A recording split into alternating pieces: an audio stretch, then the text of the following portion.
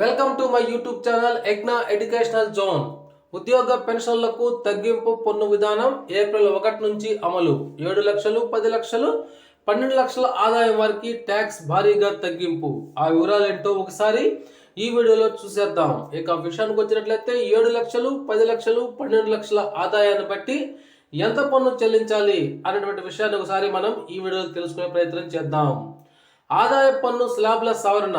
Budget 2024లో ఆదాయ పన్ను slab రేట్లను తగ్గించాలని చాలా కాలంగా ఎదురు చూస్తున్న ఉద్యోగ పెన్షన్లు మరియు ట్యాక్స్ పేయర్లకు కేంద్రం తిప్పివాతను అందించిన సంగతి తెలిసిందే. కొత్త పన్ను విధానంలో పన్ను రేట్లలో స్వల్ప మార్పులు సహా స్టాండర్డ్ డిడక్షన్ కూడా పెంచిన సంగతి తెలిసిందే.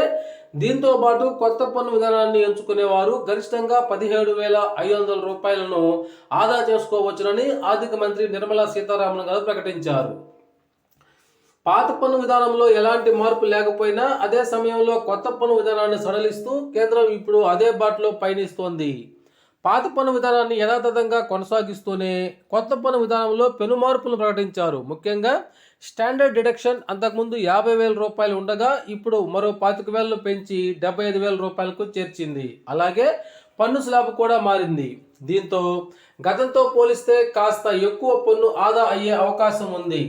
కొత్త పన్ను స్లాబుల ప్రకారం 6 నుంచి 7 లక్షలు, 9 నుంచి 10 లక్షల ఆదాయం ఉన్న వారికి తక్కువ పన్ను ఉంటుంది. అలాగే అధిక ఆదాయం పొందేవారు కూడా పన్ను స్లాబులను మార్చుకోవటం ద్వారా పన్నును తగ్గించుకోవచ్చు.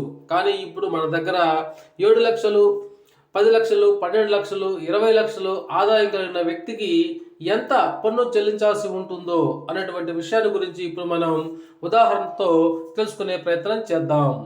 కొత్త ఆదాయ పన్ను విధానంలో గతంలో 7 లక్షల వరకు ఆదాయంపై ట్యాక్స్ కట్టే అవసరం ఉండదు. అలాగే స్టాండర్డ్ డిడక్షన్ 50,000తో కలుపుకుంటే 7,50,000 రూపాయల ఆదాయం ఉన్నట్లయితే ట్యాక్స్ చెల్లించాల్సినటువంటి అవసరం లేదు. ఇప్పుడు స్టాండర్డ్ డిడక్షన్ 75,000కు పెరిగినటువంటి నేపథ్యంలో 7,75,000 రూపాయల వరకు కొత్త పన్ను విధానంలో ట్యాక్స్ను చెల్లించరు. ఈ విధానం ఈ ఏడాది ఏప్రిల్ 1 నుంచి అమల్లోకి వస్తుంది. సవరించిన పన్ను స్లాబ్ల ప్రకారం ఇప్పుడు 10 లక్షల ఆదాయం. గతంలో స్టాండర్డ్ డిడక్షన్ 50,000 కానీ పన్ను 52,500 ఉంటుంది. అప్పుడు అది 42,500కు తక్కువ. అంటే 10 లక్షల ఆదాయం పైన 42,500 రూపాయల పన్నును చెల్లించాలి. ఇక్కడ 10,000 రూపాయలని ఆదా చేసుకోవచ్చు.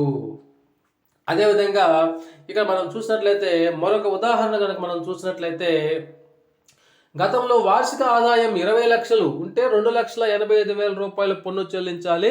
మారిన స్లాబుల ప్రకారం ఇప్పుడు 2,67,500 రూపాయలు తగ్గుతుంది.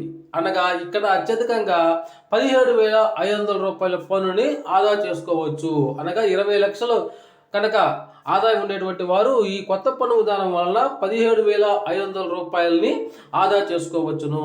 ఓకే ఫ్రెండ్స్, ఇది సమాచారం. మీకు నచ్చినట్లయితే ఒక లైక్ చేయండి. Thank you.